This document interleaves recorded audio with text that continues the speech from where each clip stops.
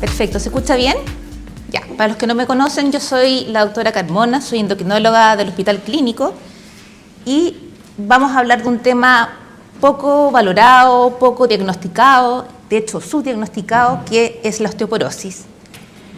Y el objetivo es que ustedes conozcan los puntos clave para su diagnóstico y derivación. Primero, reconocer que esta es una patología muy subdiagnosticada. Y esta incluso va a producir un importante impacto en los pacientes que la tienen por las fracturas, dolor, incapacidad, mortalidad. Además, hay que recordar también la idea en esta clase que recordemos aspectos básicos de la fisiopatología de la osteoporosis, conocer cuáles son sus factores de riesgo y así poder sospecharla y utilizar las herramientas que hay actualmente disponibles para poder derivar y tratar a nuestros pacientes. ¿Cuál es la relevancia de esta patología? Primero, en estudios en Estados Unidos y Europa se estima que hasta el 50% de las mujeres presentan una fractura osteoporótica a lo largo de la vida. ¿Ven lo intenso que es eso, el impacto? O sea, 1 de cada 2 mujeres sobre 50 años se va a fracturar. O sea, es macabro. Estas fracturas ocurren principalmente en grandes huesos como las vértebras, antebrazo distal, cadera y húmero. Hay que descartar, sí, que las fracturas que ocurren en las manos, en los pies y en la cara no son consideradas fracturas por fragilidad, ¿ya?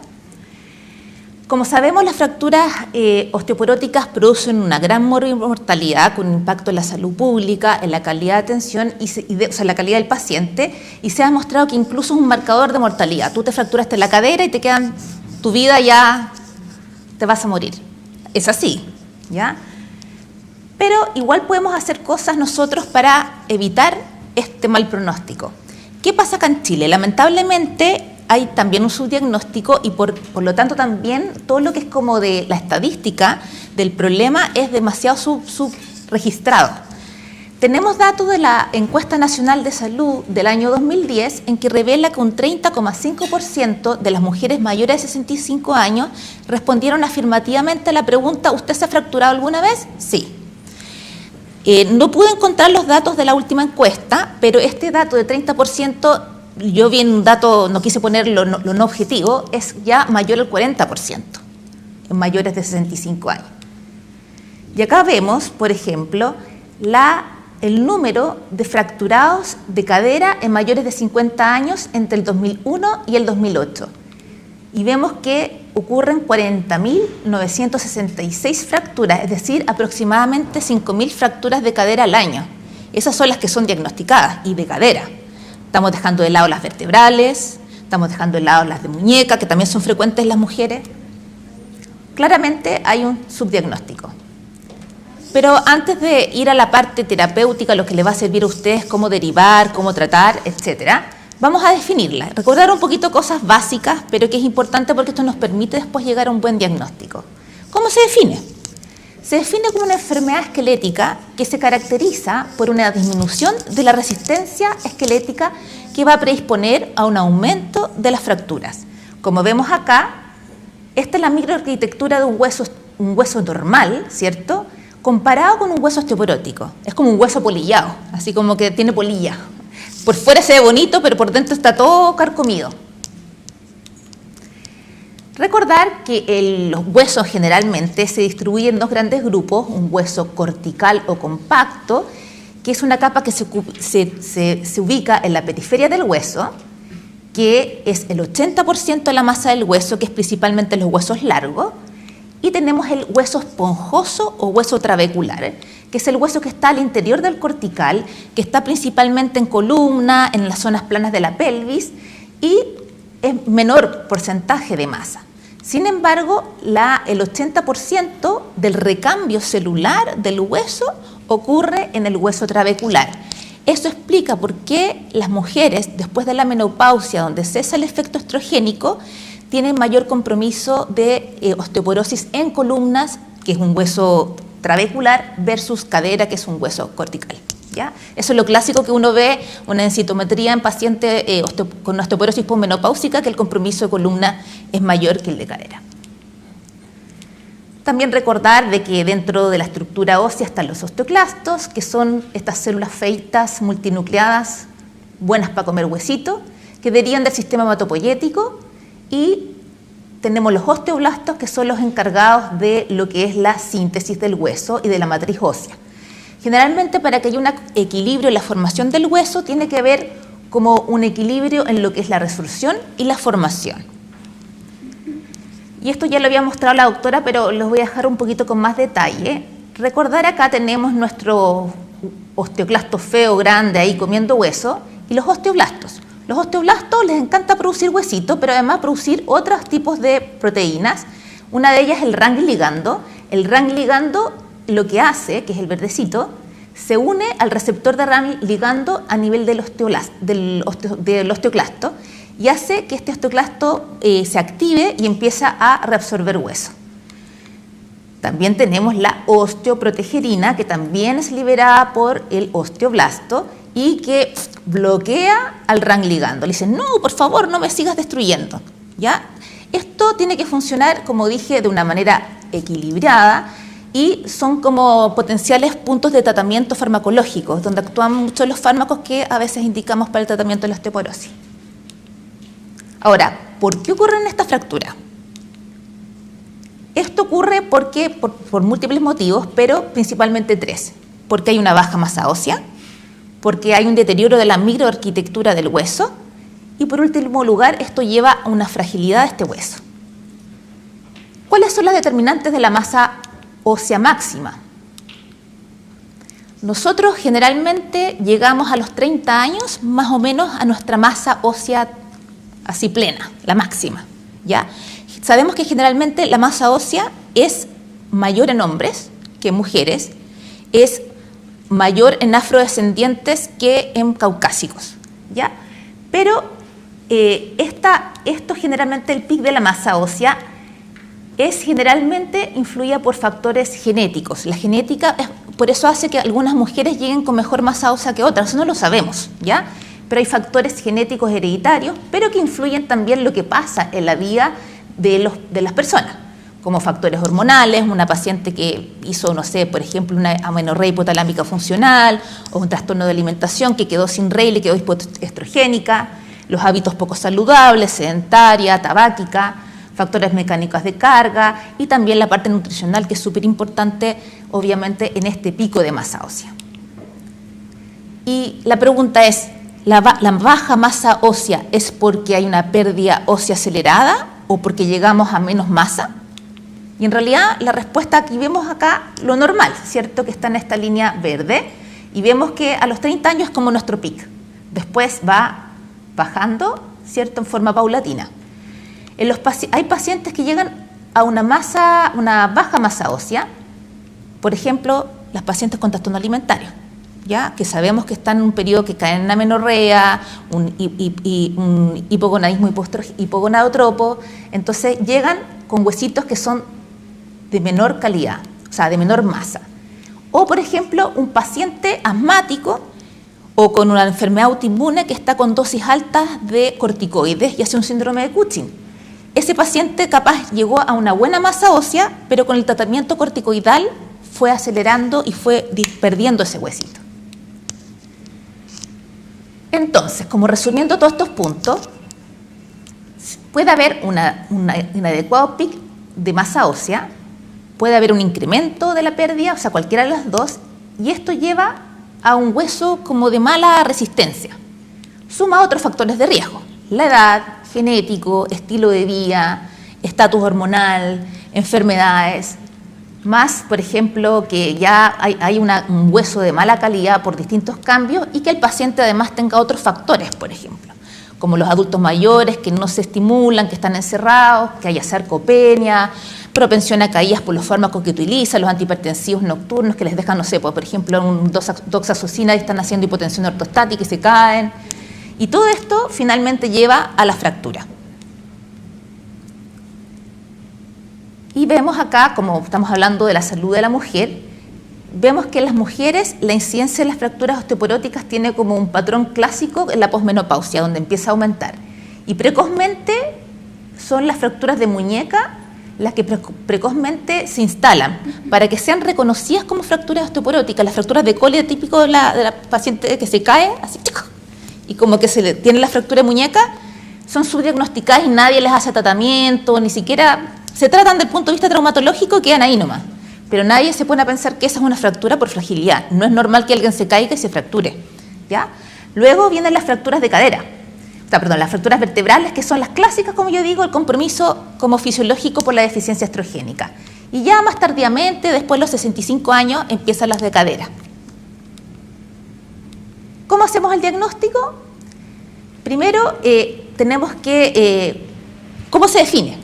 Se define como tal aquellas que ocurren en forma espontánea en pacientes mayores de 40 años sin ningún trauma. Por ejemplo, un paciente que se cae de altura, se fractura.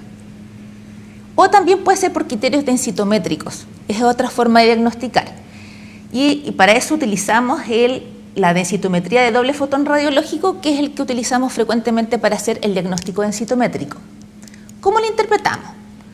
¿Alguno de ustedes ha visto una densitometría o ven el informe?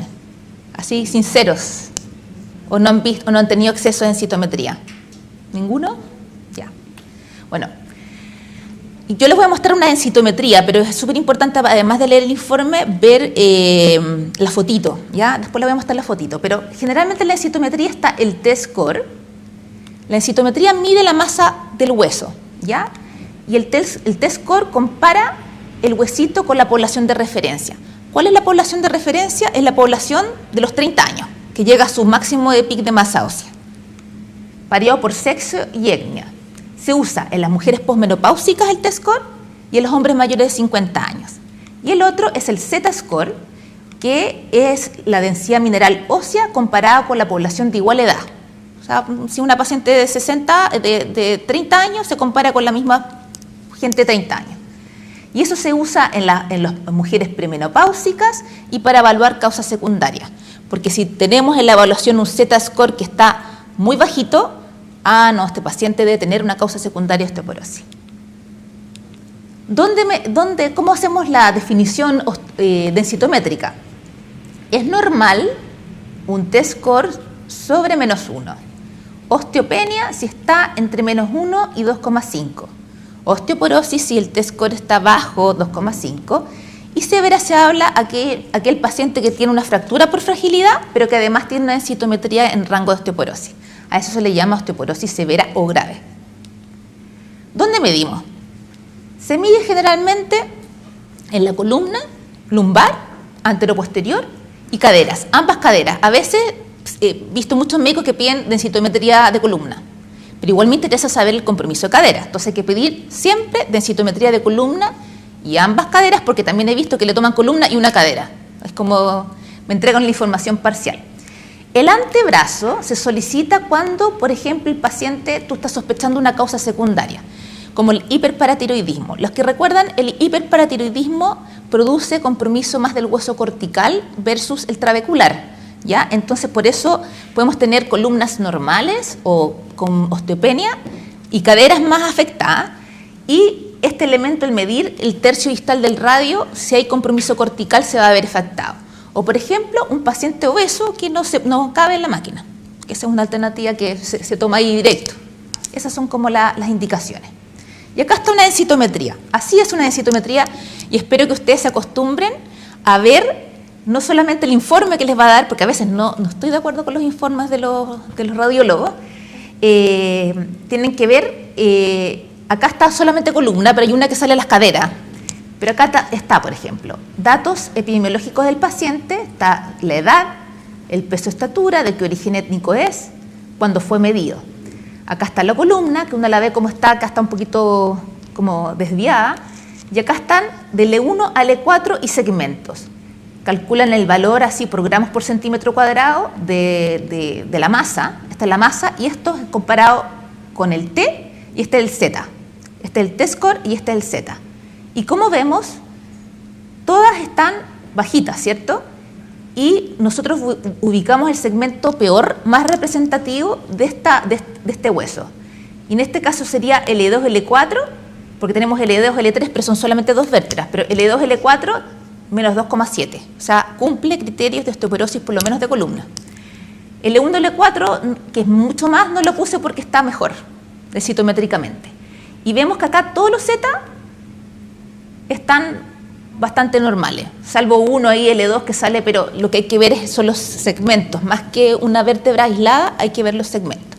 Pero eso es importante. Y ahí vemos en la curva cómo se ubica esta paciente. O sea, claramente, esta paciente de 57 años tiene una osteoporosis de columna lumbar. No traje la foto de las caderas, pero es como lo mismo. Miden cuello femoral derecho y cuello femoral izquierdo. Y tienen que ver lo mismo, buscar el T y el Z. Exactamente, no tiene mucha ciencia. Entonces, después de esta introducción, quiero que ustedes ahora empiecen a evaluar a nuestros pacientes y cuánto nos van a derivar a nosotros. Porque en realidad no hay derivación. Lamentablemente no hay no sé dónde están los pacientes. Están fracturados, se han fracturado, después no sé, los operan. Pero claramente no sé si ustedes, los pacientes que han tenido fractura, alguien los está viendo o están con tratamiento antirresortivo. La minoría, ¿o no? No sé si les ha pasado. Pregunta para el auditorio. ¿En qué paciente usted solicita densitometría? Tenemos a Antonia, tiene 60 años, sana, y tiene antecedente de menopausia a los 51 años. La alternativa B es Rita, 52 años con múltiples dolores óseos. María Angélica, 55 años, delgada con cifosis dorsal. Pilar, de 53, que iniciará terapia de reemplazo hormonal.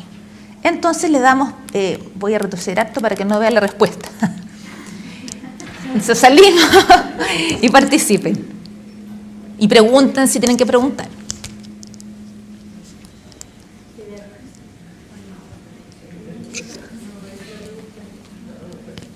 ¿No apareció? ¿No se vio?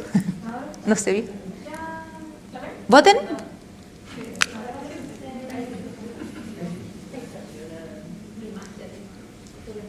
¿Quién gana? ¿Antonia, Rita, María Angélica o Pilar? ¿O por Rita?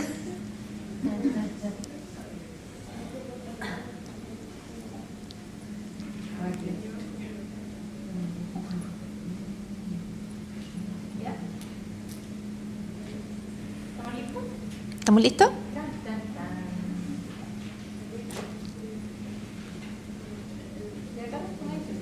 ¿Están listos, chicos? ¿Sí? Ya. Dale. Oh, ya.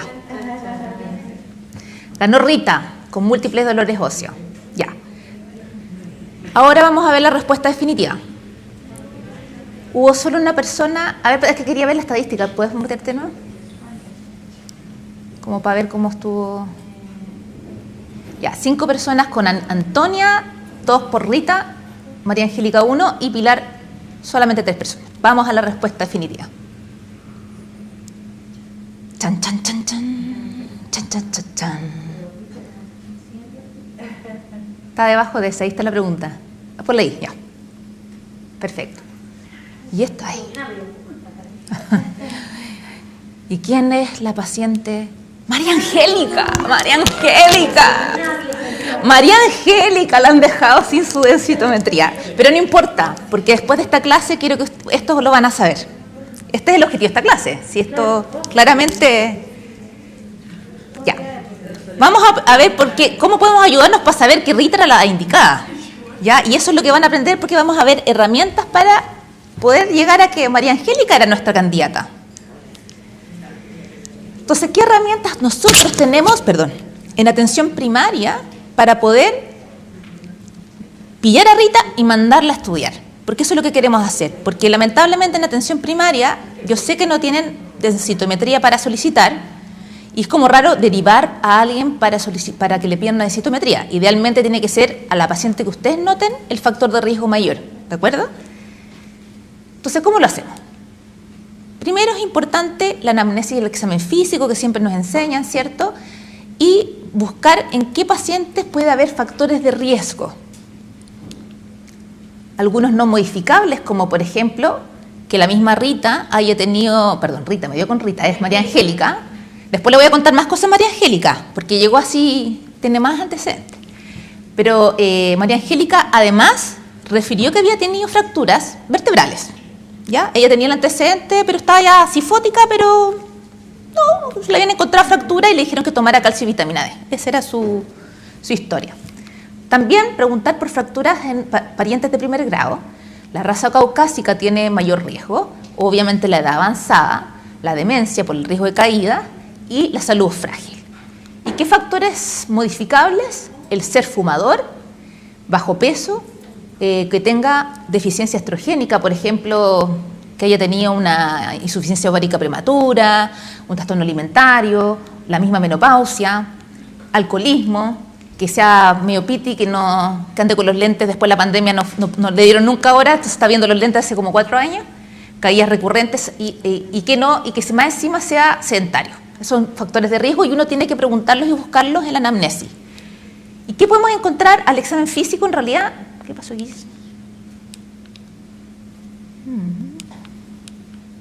No me quiere avanzar. Por eso. ¿Sí? Ahí sí, ya. Entonces, primero lo otro que es súper fácil de preguntar es la pérdida de talla. La pérdida de talla histórica. ¿Cuánto medía usted a los 17, así en su plenitud? Y tú la mides y 6 centímetros menos, pues eso no es normal, es lo histórico. O lo mismo que, por ejemplo, tú eres muy ordenado y le tomaste la talla el año anterior y también hay una pérdida de talla, por lo menos de 2 centímetros. La cifosis que tenía María Angélica llegó. Y los fármacos, obviamente, por ejemplo, que puede estar utilizando, por ejemplo, no sé, una paciente con una artritis reumatoidea que está usando en forma crónica glucocorticoides, o una paciente que está usando anticonvulsivantes que sabemos que tienen efecto en la absorción del calcio y de la vitamina D, etcétera.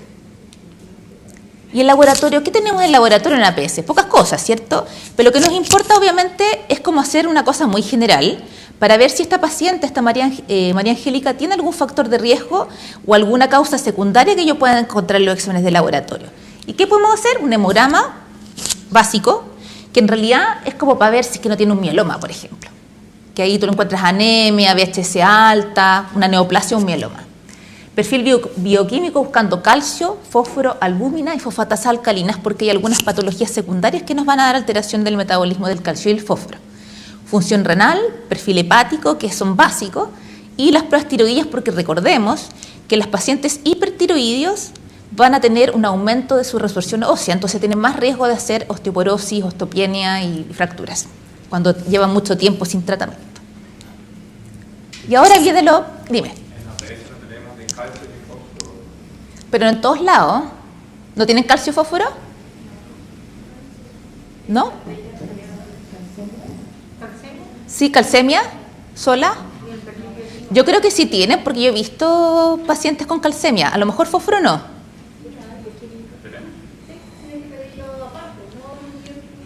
Yo lo vi en la canasta por lo menos, por eso yo puse lo que yo encontré, lo que me enviaron. Ya.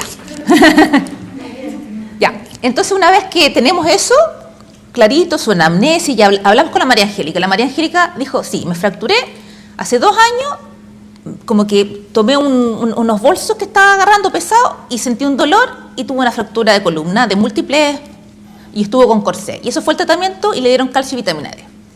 ¿Ya? Pero además preguntándole un poquito más a nuestra paciente, como que nos aportó otra información de riesgo. ¿Qué cosa? Que era buena para tomar y para fumar. Le gustaba salir con sus amigas al casino, se tomaba sus piquitos sour, pero era frecuente, era media casinera. O sea, casinera real. Menos en pandemia, pero era casinera real. Entonces, pucha, María Angélica, me encima toda fractura. Y aparte que flaquita, así como... Ya. Entonces, bueno, esta es una herramienta, ahí está, todo esto va para ustedes también, pero es una herramienta aquí que está acá la dirección de la instituto, o sea, del IOF, en que esto es como sirve para los pacientes en realidad, que es como una encuesta que hacen los pacientes para saber ellos si tienen riesgo o no de osteoporosis, pero ustedes también lo pueden utilizar como acercamiento. Entonces tú vas llenando, por ejemplo, edad, Angélica tiene 55 años, pero tiene más de 50. Entonces después tú vas avanzando, ¿se ha roto algún hueso en los 50? Sí, porque ella se fracturó cargando los sacos. Después, ¿cuánto pesa? Angélica pesa 45 kilos y mide 1,60 m, o sea, muy chiquitita, pero flaquita. Y MC 17. Eso es un factor de riesgo. Luego, si ha perdido más de 4 centímetros, sí. Realmente ya estaba cifótica y había una pérdida importante de 7 centímetros más o menos de su talla de joven feliz. No tenía antecedentes del padre con fractura, que era uno de los factores de riesgo. Acá están todas las listas de causas secundarias, que ninguna la tenía. Tampoco fármacos ni ninguna cosa, pero sí era bueno para el copete. Y para las dos cosas. Aquí dice fuma y o las dos cosas, tomaba más de 3 unidades de alcohol. Y le sale esto, ¡chan! Usted tiene factores de riesgo, por favor. Entonces, eso como que si lo hubiera hecho María Angélica, hubiera dicho, uy, consulto. Y eso me lo pueden usar ustedes. Entonces, al tiro tú dices, con todos los pacientes, llenando estos pequeños acápites, vas a encontrar a esta paciente debe tener factor de riesgo para desarrollar fractura. Y tenemos la conocida herramienta FRAX disponible, también validada en Chile, ¿ya? Validada en la población chilena, que es un score que permite evaluar el riesgo de fractura a 10 años en caso de osteopenia, ¿ya?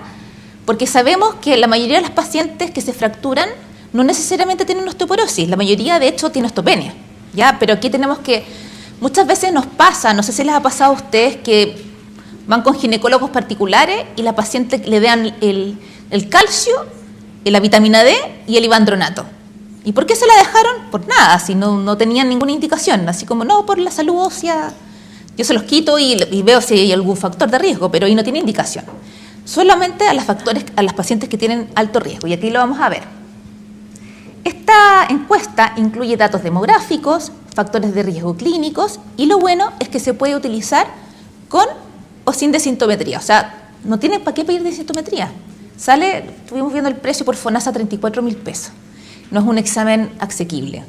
Yo pensaba que era más barato porque de repente decía que pasa a mí con los nódulos tiroideos, que muchas veces usted en atención primaria le piden al paciente la eco y el paciente la paga por FONASA, le sale 13.000 pesos. Eso es algo más que el paciente lo puede hacer. En cambio, una densitometría ya es como 3 veces más, es complejo, ¿cierto? Salvo que igual tienen que preguntarle al paciente, no tienen que pensar que el paciente no lo puede pagar, ¿ya?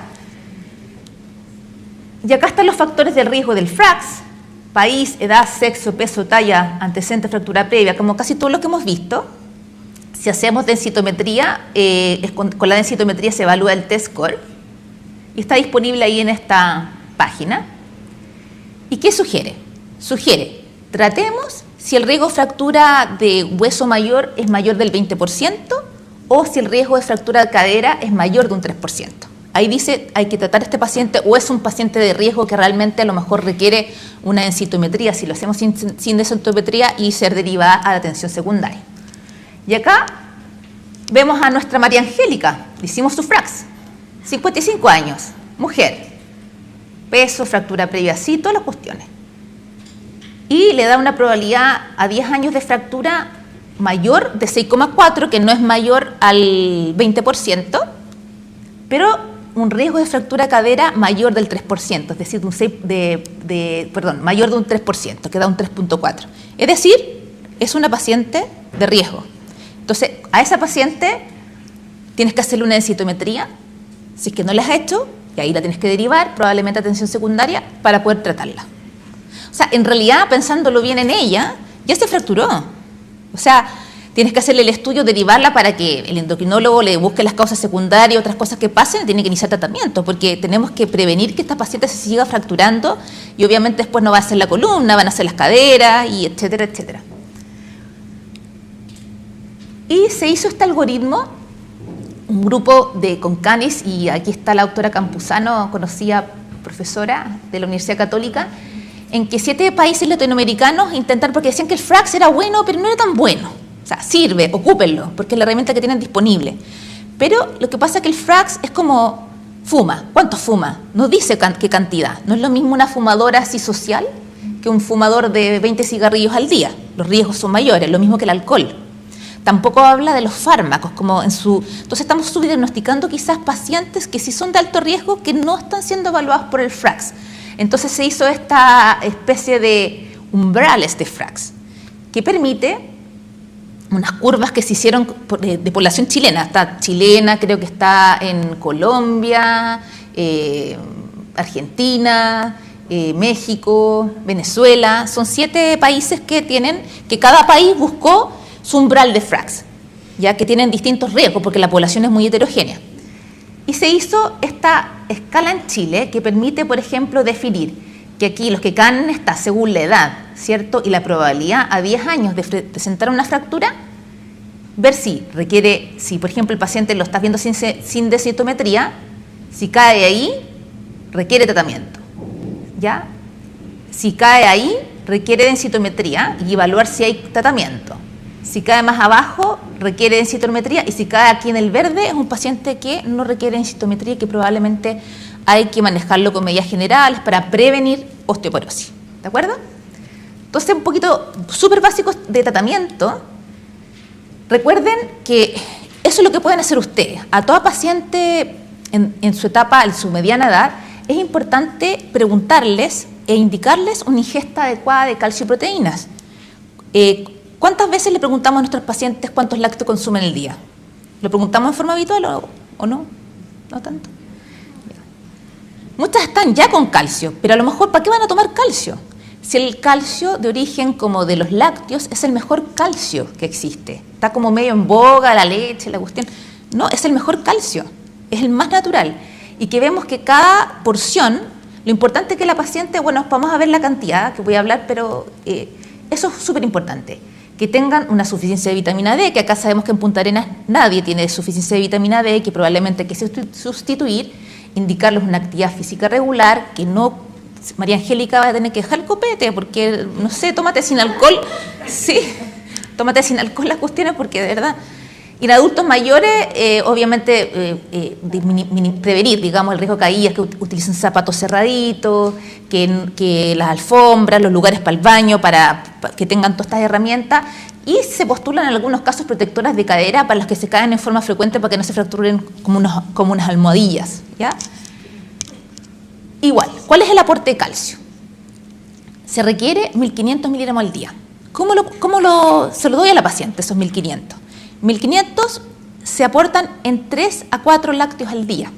Cada lácteo, es decir, un vaso de leche o un yogurt o 2 rebanadas de queso, son equivalentes a 300 miligramos de calcio elemental, ¿ya? Entonces, si damos 3 lácteos, damos 900 más 300 más que vienen de la dieta de los alimentos no lácteos, llegamos a 1.200. Y si damos 4, llegamos a los 1.500. Pero si la paciente tiene, y si tiene intolerancia a la lactosa, intentar a lo mejor con leche sin lactosa o lácteos sin lactosa. Y si no se puede porque no lo tolera, quizás ahí podemos dejarle preparados orales, que no son lo ideal porque sabemos que los preparados orales aumentan el riesgo de nefrolitiasis y otras cosas que no están muy demostradas científicamente. Bueno, y el consumo de calcio en Chile es nada, pues no es bueno para la leche, más bueno para el pan. 700 miligramos en promedio. Y lo que se dice es que si tú le vas a dar calcio, que la dosis de calcio no supere los 500 miligramos de calcio elemental. Todos los calcios vienen y salen como adentro, porque la mayoría viene con vitamina D, sale ahí, tanto equivalente a 300 miligramos de calcio elemental más 300 unidades de vitamina D. Pero ojalá 500, como porque ya le aportas una dosis, pero no más de eso, porque si tú le agregas 2 calcio de una, el paciente va a andar con diarrea, la guata va a estar hinchado y lo va a suspender y te va a odiar. Entonces, es preferible solamente dosis que no superen 500 miligramos por dosis. Puede usarla 3 veces al día o 2 veces al día, ¿ya? Pero eso en caso de que no toleren los lácteos, pero siempre incentivar, reencontrarse con los lácteos, porque yo le he preguntado a los pacientes, ¿por qué no toma leche? No sé, como que no. Pero no es porque realmente... ¿Ah? Tiene mala fama la leche. Sí, pero de verdad no es porque no quieran, y en realidad es una proteína, tiene muchas cosas beneficiosas como esta. ¿Puedo contar algo? Sí. Eso de la mala fama de la leche estaría bien si partiéramos en la de la menopausia, que es lo que decían delante. El detalle es que vivimos 30, 40 años más.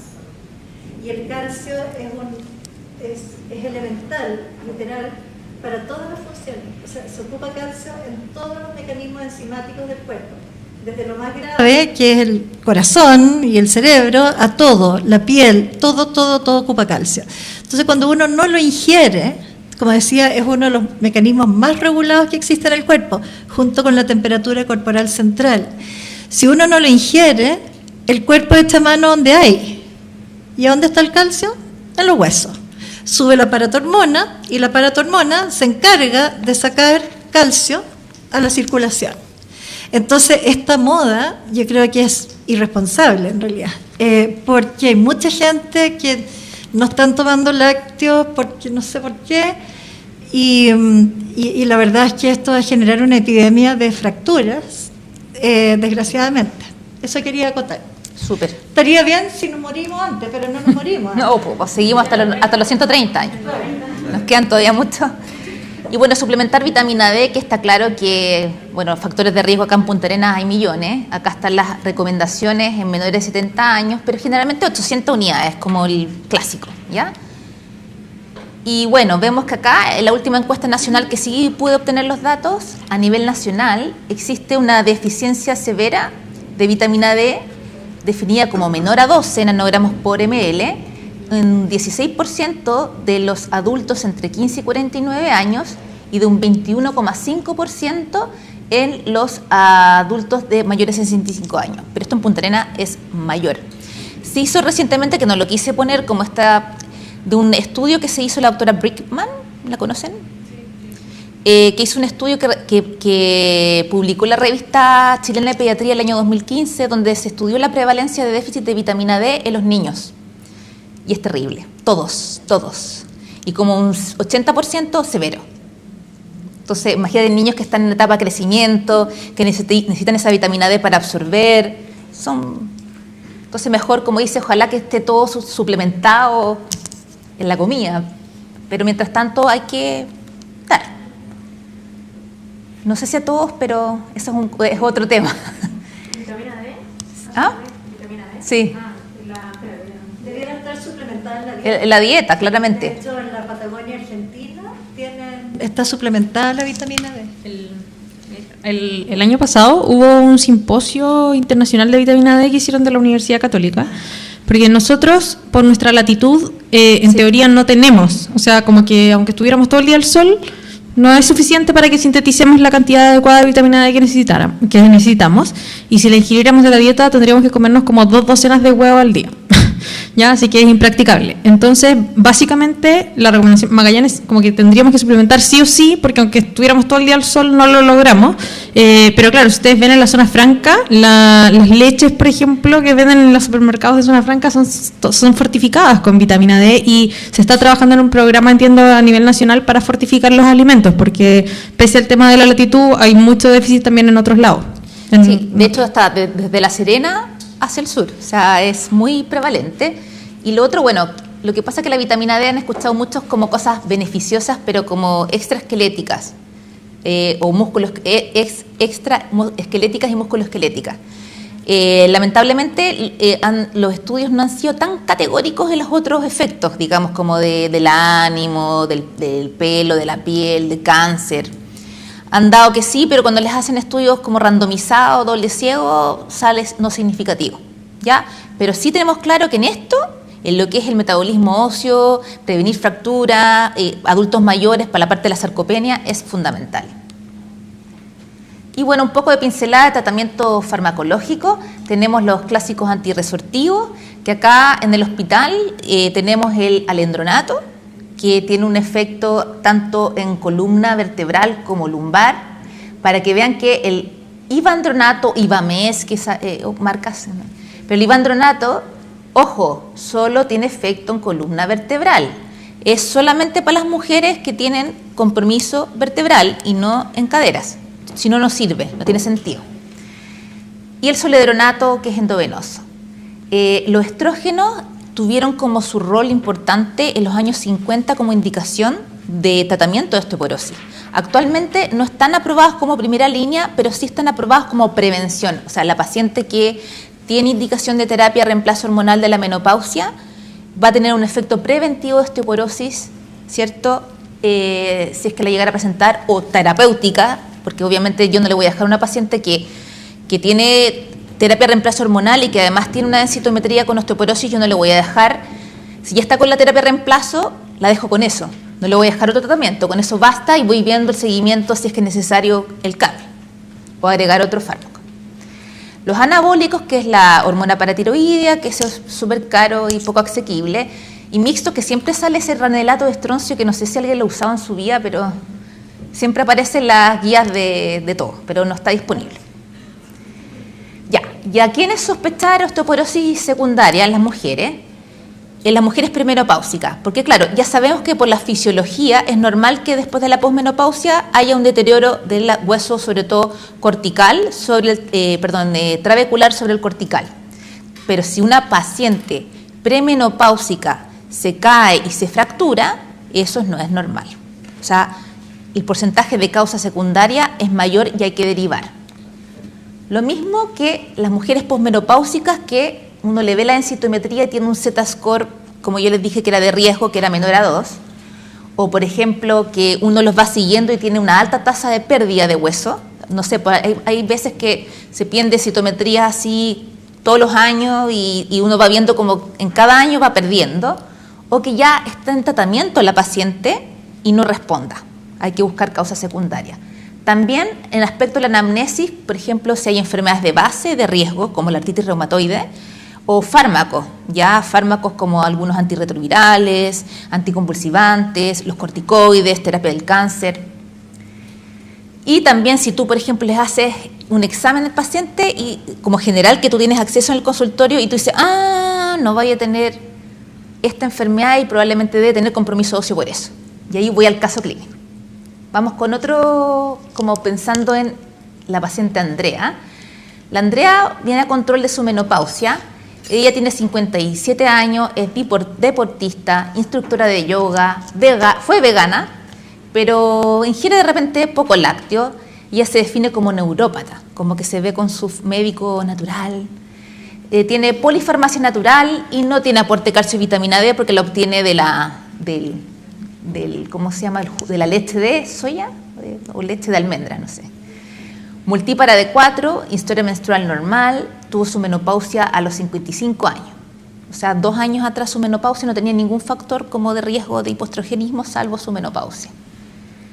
No tenía antecedentes familiares destacables, no tenía antecedentes de fractura personal, pero se llamaba la atención que tenía una densitometría que alguien le pidió el 2017 que tenía este T-score en columna de menos 1,9, es decir, en rangos de osteopenia, y en caderas también en rangos de osteopenias, pero mayor, ¿cierto? Eso es llamativo. Y exámenes que usted le pidieron exámenes y destacaba en el perfil bioquímico un calcio de 11 con un fósforo de 2,6. Pero ya un calcio de 11 es patológico. Entonces, pregunta al público. ¿Cuál es su conducta? Ninguna, porque no tiene indicación de estudio. 2, debe ser derivada a nivel secundario para estudio por sospecha de causa secundaria. La 3, complemento exámenes con una radiografía de caderas. Yo creo que aquí nos va a ir bien, porque ya con lo que ya con lo que recibieron de la clase van a quedar, pero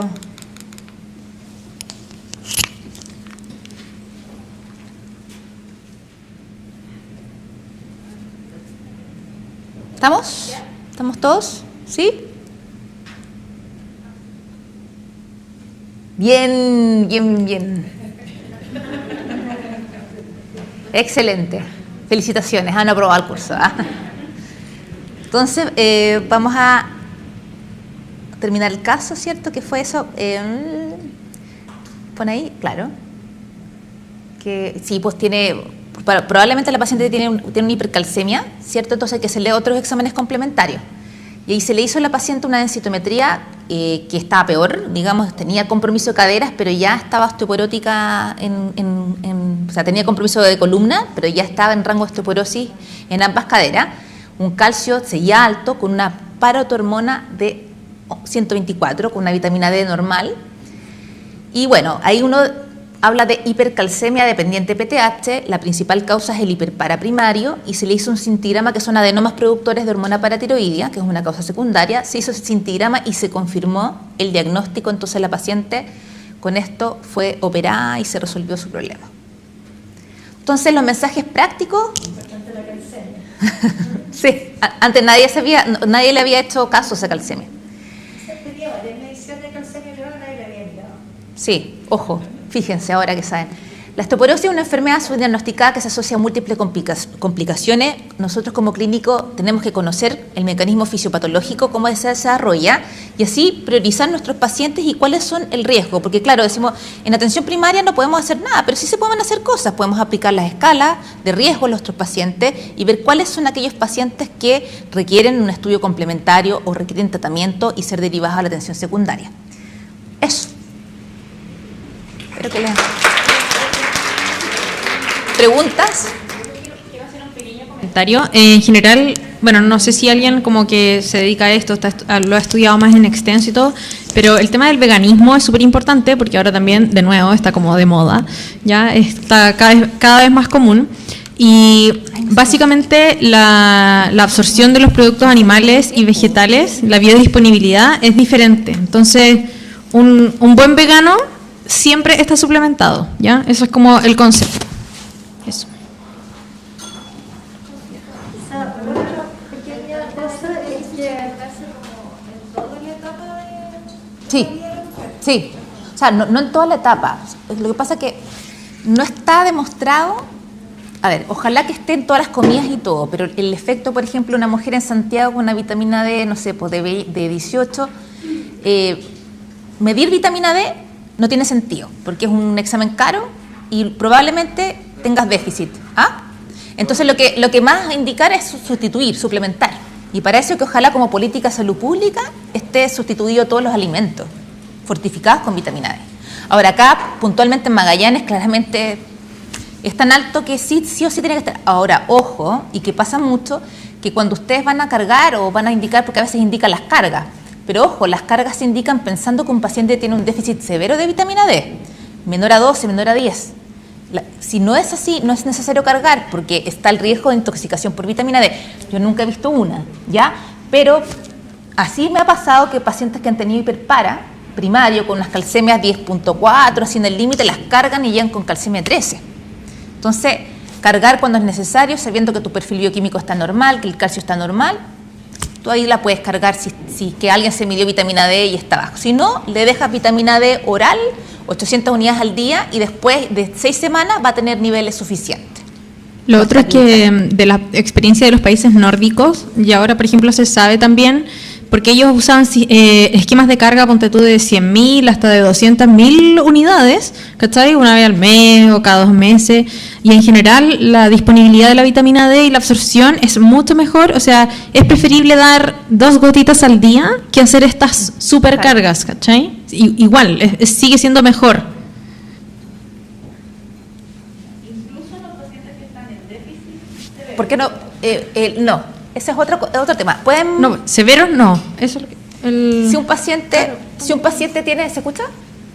Ya, si un paciente tiene un déficit severo, obviamente teniendo una calcemia random normal, baja, uno tiene que cargarlo. ¿Cómo lo cargamos? Podemos mandar a hacer un recetario magistral que es más barato, bueno, bonito, barato. Tú le pones recetario magistral, vitamina D3, colecalciferol, 50.000 unidades, un comprimido semanal por 6 a 8 semanas. Y luego de eso le dejas la mantención, porque a veces los cargan y se les olvida que después va a seguir el déficit.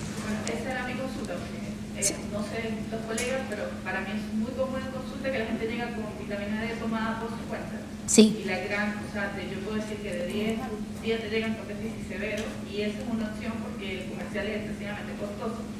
Es una opción. Nosotros hacemos y luego le dejamos el mantenimiento de 800. Mi pregunta también era, ¿es necesario volver a medir el examen después de la carga y dejarlo mantenimiento en cierto tiempo, o yo puedo decir que esa es tarea cumplida? Salvo que tú sospeches una causa secundaria, que el paciente sea celíaco, tenga una mala absorción intestinal, que ahí probablemente no te va a hacer efecto. ¿Ya? O que requieras ahí un gastrectomizado, por ejemplo, alta cirugía bariátrica, que ahí vas a requerir no esa dosis, sino que vas a tener que cargarlo, pero a su vez después vas a tener que dejarle dosis de 2.000, 3.000.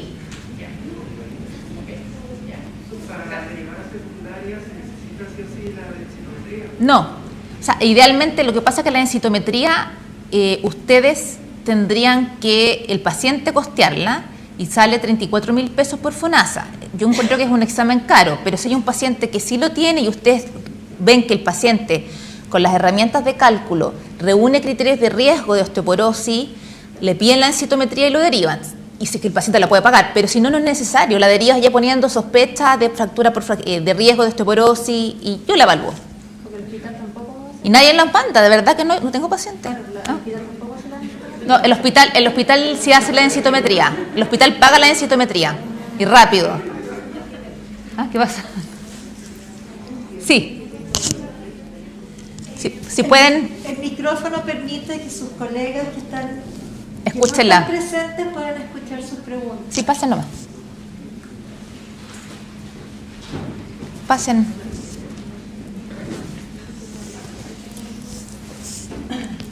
Hola, ¿se Hola. escucha? Sí. Buenos días. En caso de que, o sea, porque nosotros a la mano solamente tenemos para aplicar el FRAX en el consultorio. Esto, si diera alterado, hay que solicitar densitometría, o sea, eso no me quedó claro, porque lo único que tenemos a la mano nosotros en los consultorios es aplicar los instrumentos. Sí. O sea, y sería dejar a todas las pacientes que salgan con alguna alteración del calcio que tenemos, que es el Alcalde Plus. Pero ¿vale la pena pedir densitometría o...? Si un paciente tiene antecedentes de fractura osteoporótica por fragilidad, lo derivas a atención secundaria. No requiere una densitometría, salvo yo la voy a requerir para ver el tratamiento cómo partió y cómo terminó después.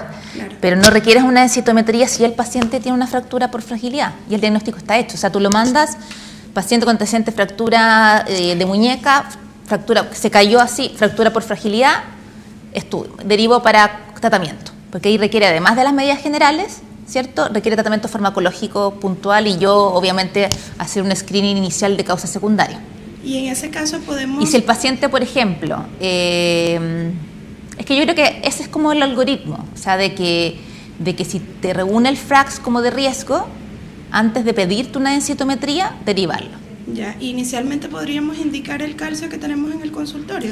Siempre, me enredo las palabras, privilegia los lácteos. Ya que el paciente pueda consumir al menos 3 lácteos al día. Con eso está, pero... Ya. Sí, porque... Y si no pueden, le aportas el calcio. Ya, ok. Yo personalmente estaba indicándolo y estaba indicando la dosis doble por el tema de los requerimientos diarios.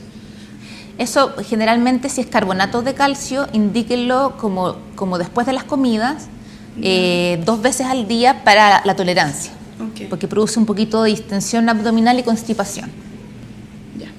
Pero si tú puedes darle, claro, es el acceso que tú tienes para darle vitamina D, porque no tienes vitamina D 800 en el consultorio. No, tenemos solo el calcio que viene con vitamina D. Ya, entonces ahí como que aprovechas de darle el 2x1. Ya, y en caso tal de que requiriera derivación, ¿a dónde se deriva? A endocrino. Endocrino, doctora Carmona. Sí. Ok, ¿Ya? muchas gracias. Pues no tengo pacientes, no tengo pacientes con osteoporosis. ¿Dónde están? Está lleno, pero no sé dónde están. Bien, yo creo que estamos todos cansados, necesitamos almorzar. Es la 1:30. El espacio de almuerzo era desde la 1:10 a 14:30, entonces lo que vamos a hacer es que vamos a estar de vuelta a las 14:45. ¿De acuerdo? Bien cargaditos, eso.